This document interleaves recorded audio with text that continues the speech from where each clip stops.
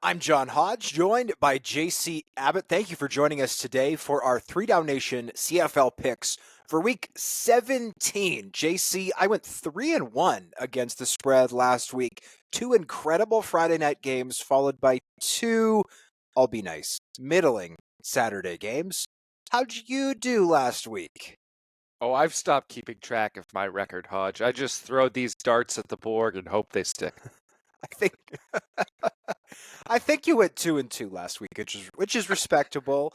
But I was just about the only one who took the Bombers to win and cover in Edmonton, hmm which they easily did. Of course, we've got the back half of that opening up this week's slate.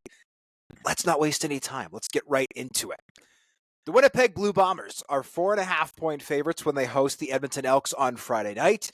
These same two teams met last week at Commonwealth Stadium, where the Elks turned the ball over 6 times as Winnipeg won 27-14. Edmonton has since made a quarterback change, moving McLeod Bethel-Thompson into the starting role.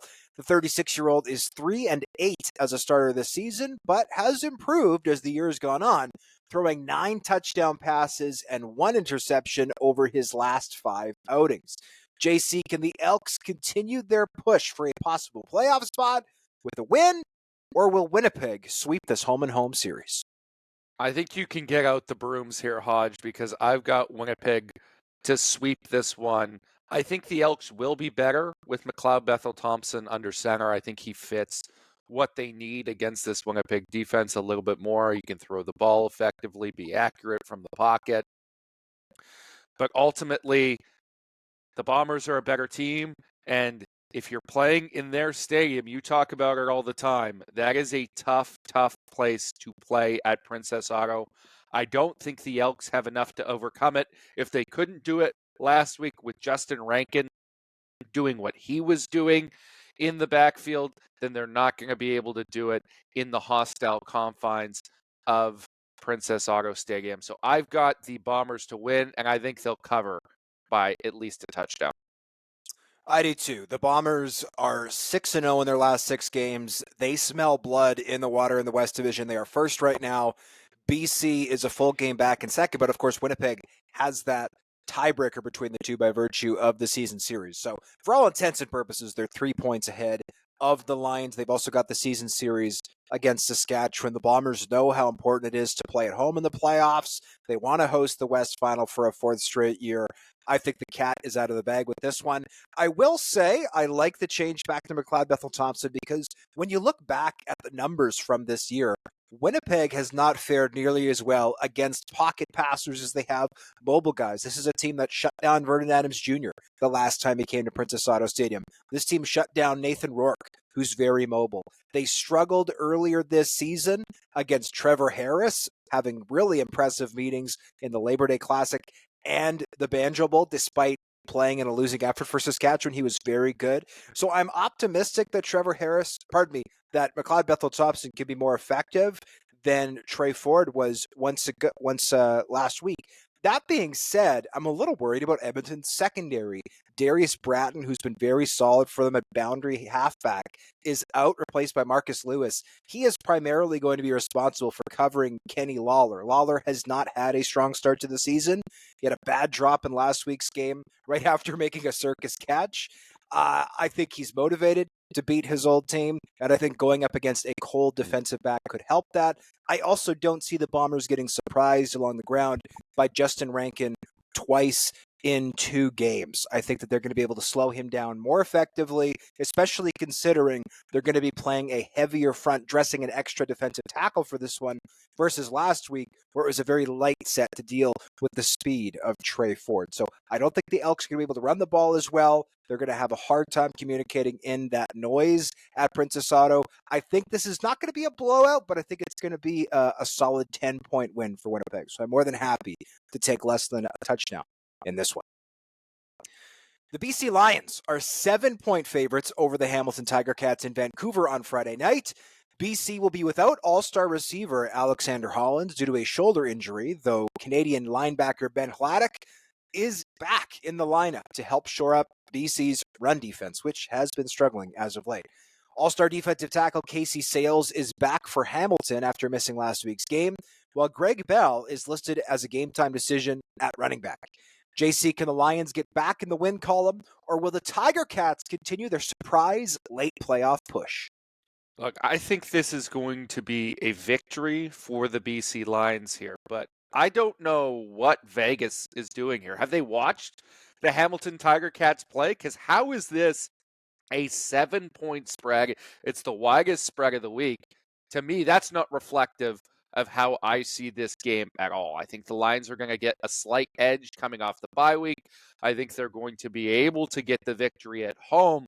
But the Hamilton Tiger Cats, particularly offensively, they're putting up numbers. Defensively, they're generating takeaways. That is not a good matchup for the Lions as they have looked the last number of weeks. This is a team that's turned the ball over far too frequently and has been gashed, alternating between in the run game and in the pass game. That secondary hasn't been particularly good. They haven't had the same group in there in back-to-back games all season. You'll get another new rotation in this week with Deontay Evans hurt, Jalen Edwards-Cooper coming in for his first game of the season at field corner, but also Christophe Beaulieu, the rookie third-round pick, stepping in over Adrian Green as the starting safety. Yet another mix-up there in the secondary.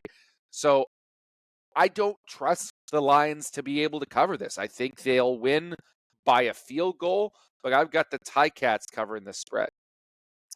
Yeah, I was shocked at this spread. I'm shocked it hasn't moved more, especially considering just 2 weeks ago. Like it's tough to go from the Eastern time zone and play the late game out west.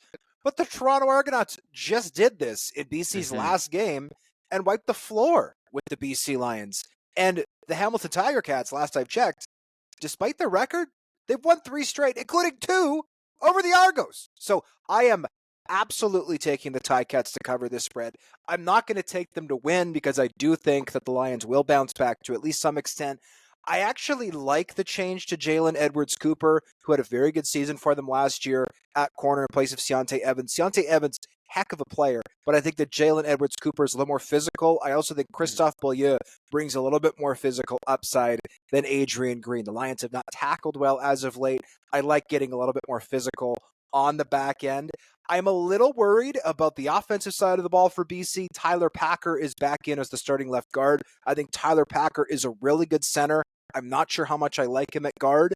And Stanley Berryhill, all due respect to him, is a substantial drop-off to Alexander Hollins, who, when he is at the top of his game, is a top 5, certainly receiver in the CFL, arguably top 3. So I don't think the Lions are going to blow out the Ticats in this one. I think it'll be a very competitive game. I love Casey Sales coming back for the Ticats. I think he's still an underrated player in this league, but I think it's going to be close. I think it's going to be gritty. I think it's going to be ugly at times, which I think plays a little bit to the strengths of the visitors, considering how well they've been running the ball as of late. That said, I do have the home side winning a tight one.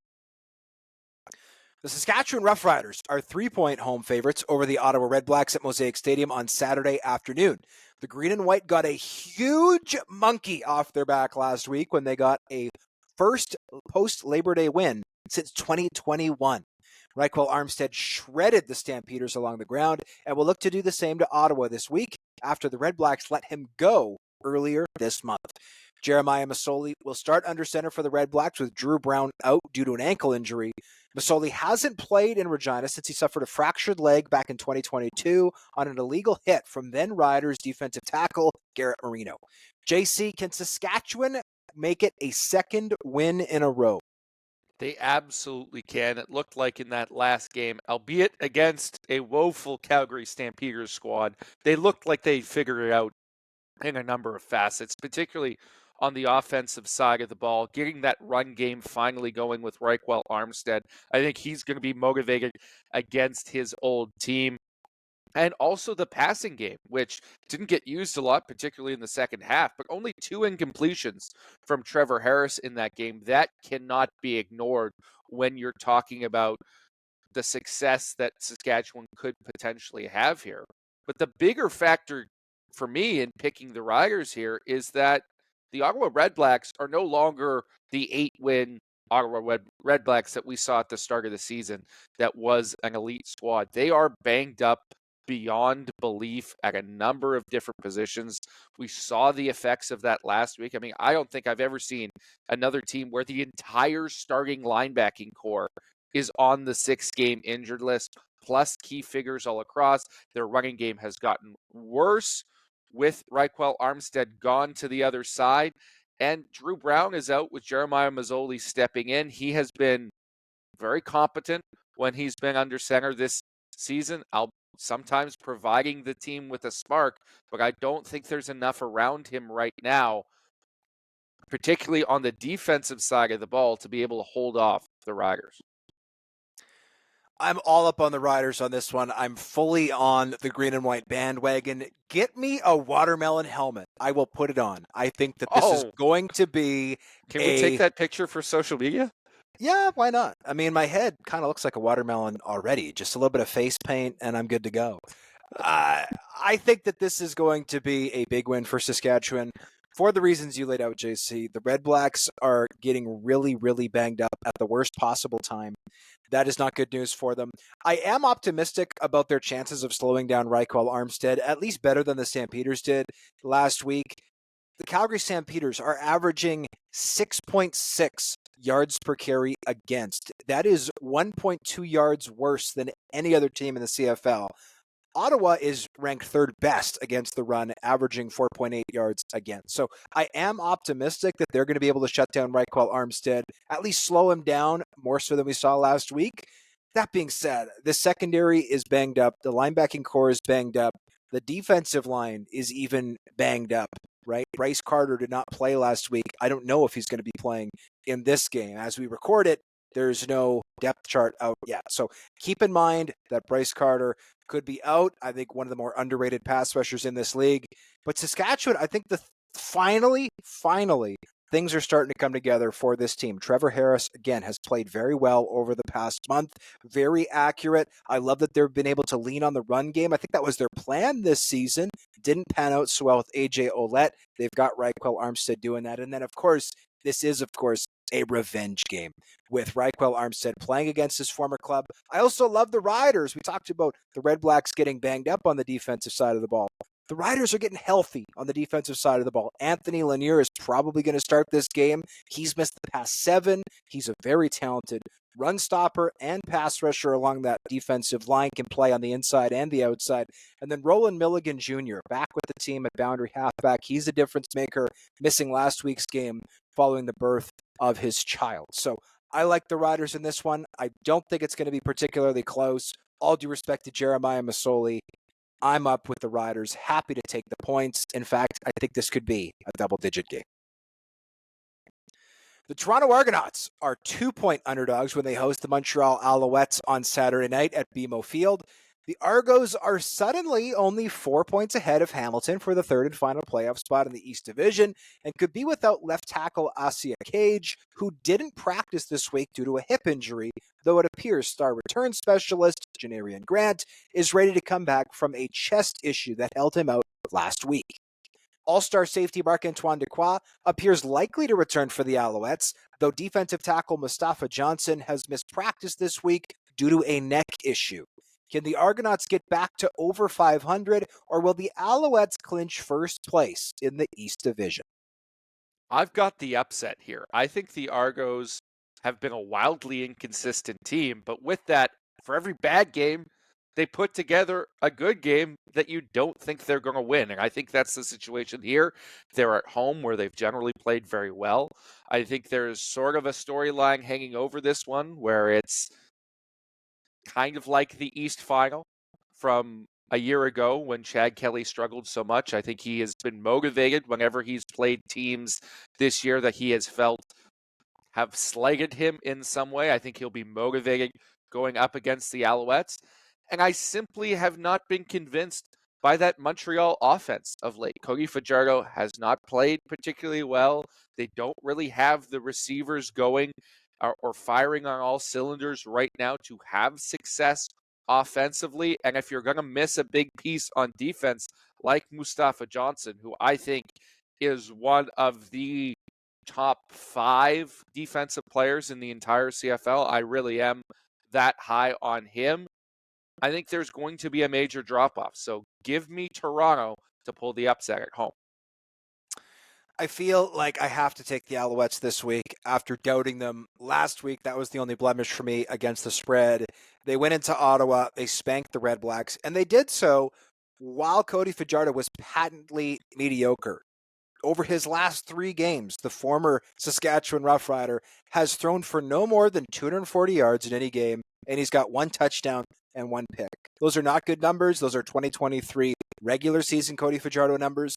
They are not the 2023 Grey Cup numbers we saw Cody Fajardo post against Winnipeg in that game and then carry over into this season. Let's not forget, after 3 games to start the year, Cody Fajardo had 8 touchdown passes, only 1 pick.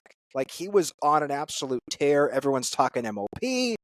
Since then, not so much. So I am going to take the Alouettes to win this one. I think Marc-Antoine Dequoy is good for at least 1 turnover, potentially. He certainly was so the last time he played against the Argonauts, and Chad Kelly threw him a pick 6 early on in that East Final at BMO Field. But I do think that the Argonauts have a decent shot here. I'm a little worried about the left tackle situation with Asia Cage being out. That said, I don't think Cage has been dominant this year. Last year, I thought he was excellent. This year, I think he's been okay. That being said, always tough to overcome an injury at that spot.